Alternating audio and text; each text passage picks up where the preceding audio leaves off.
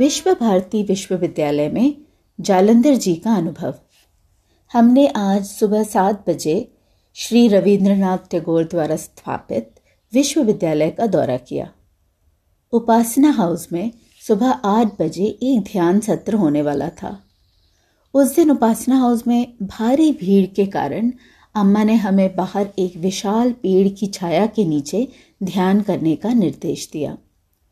उगते सूरज की कोमल उषा किरणें अम्मा को प्रकाशित करती हैं और ध्यान करने वालों को सूर्य की आभा से आशीर्वाद देती हैं।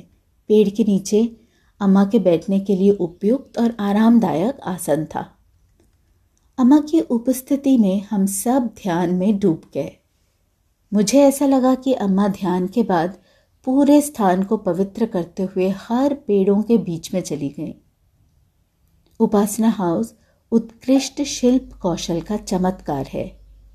रंगीन कांच के पैनलों से सुशोभित है और इसकी सुंदरता और कलात्मकता को बढ़ाता है।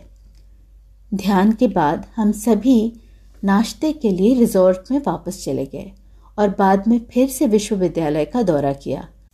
गाइडों के साथ हमें एक व्यापक दौरा दिया गया, जहां हमें हर पहलू के बारे में विस्तार से बताया गया। हमने अपने होटल से यात्रा शुरू की और शांति निकेतन पहुंचे। उस शांत वातावरण में, जहां हवा रविंद्र संगीत की धुनों से भरा हुआ था और लताएं खिलती हुई हरियाली को सुशोभित कर रही थीं, अम्मा एक शांत और बड़े से राजसी बरगद के पेड़ के नीचे ध्यान लगाने के लिए बैठ गईं। उनके मुख से कोमल प्रकाश की आभा थी। उन्होंने फिर सभी क्रिया योगियों को ध्यान अभ्यास में शामिल होने के लिए निर्देशित किया। दुर्भाग्य से तेजी से चलने में मेरी असमर्थता के कारण मैं अम्मा को देखने और ध्यान सत्र में भाग लेने में असमर्थ रही। इसके अलावा जमीन पर बैठने में मेरी असमर्थता के कारण मुझे एक दूसरी जगह बैठना पड़ा, जहां से मैं अम्मा को ठीक प्रकार से देख नहीं पा रही थी। ध्यान सत्र के दौरान सामने आए शानदार दृश्यों से प्रेरित होकर मुझे दूसरों के साथ गहरा अनुभव साझा करने की तीव्र इच्छा महसूस हुई। मैंने देखा गुरुदेव रविंद्रनाथ टैगोर ने उस जगह की शोभा बढ़ाई और अम्मा से ऊर्जा ली। अम्मा से निकली गहन ऊर्जा पूरे शांति निकेतन में गूंज उठी, जिसने पूरे परिवेश को मंत्रमुग्ध कर दिया। यहाँ तक कि वृक्षों के पत्ते भी प्रतिक्रिया में ऊर्जा से निर्मित उस जीवंत वातावरण में अभ्यस्त से हो गए। सफेद कपड़ों में लोगों का एक समूह अम्मा के पास अम्मा से ऊर्जा की अपेक्षा से वहां आया। जैसे ही मौसम बदला, कुछ पक्षी इधर उधर आ गए, अम्मा के साथ तरह तरह की बातें करने लगे। अम्मा और पक्षियों के बीच बातचीत थोड़ी देर चलती रही और इसकी सही प्रकृति का पता नहीं चल पाया। यह संभव है कि अम्मा ने पक्षियों में भी ऊर्जा का संचार किया हो, जिससे पक्षी शांत हो गए। उसके बाद एक चमत्कार, जिसकी उम्मीद की जा रही थी, प्रकट होती प्रतीत हुई।